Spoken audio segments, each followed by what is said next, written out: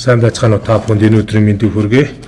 Өнөөдрийнхөө видео бичлэгээр Python-ы Panda сан дээр хэрхэн одоо тухайн data буюу одоо data файлаа оруулж ирэх талаар тайлбарлая. За тэгэхдээ өмнө нь бол яг хуу Anaconda дээр хэрхэн оруулж ирэх тайлбар оруулсан учраас одоо Jupyter Try буюу онлайн хувилбар дээр нь за мөн Google Colab буюу Collaboration Lab дээр хэрхэн тухайн файлаа оруулж ирэх талаар та нарт тайлбар өгье.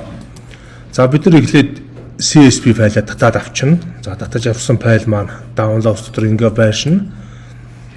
За үүний дараагаар бид нэр Python-ын кодыг хүчтэй import pandas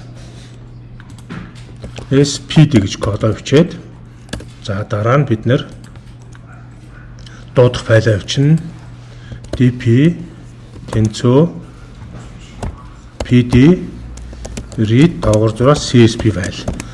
За ингэж дуудаж өгсөний дараагаар болохоор бид нар яах вэ гэхээр тухайн файл маань болохоор нэг хавцсан дотор ажиллах ёстой байгаа.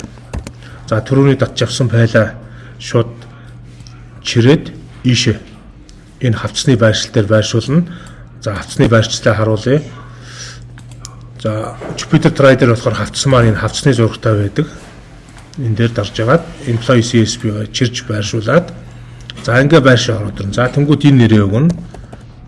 Employee csv файл. За нэг хавцсанд байна гэсэн үг. Одоо миний ажиллаж байгаа untitled 11 гэсэн Python-ы файл энэ employee csv файлтай нэг хавцсанд байгаа учраас энэ хөө парам маань дуудаж ажиллана гэсэн үг. За ажиллаж үзье. За үр дүн маань ийм гарч ийн. За дуудаад ажиллаж чинь тийм үү? За одоо харин Jupyter Try дээр хэрхэн ажиллах талаар та бүхэндээ зааварлая.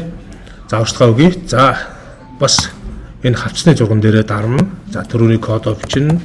Import pandas spd dp tensor pd read csv. За ерөнхийдөө бол энэ өгдийн шинжилгээ хийхэд маш чухал ажил маань болохоор гаднаас одоо CSV файлаа оруулж ирэх ёстой байдаг. Энэхүү файлаа шууд чирээд оруулаад ирнэ гэх. За чирээ оруулаад ирэхээр ингээ байршчихна. За одоо би файлынхаа нэрийг өгнө. CSV файл. За pf гэж бичээд командаа ажилуулна. За ажилуулхад ингээд дуудаж ажилуулж байна.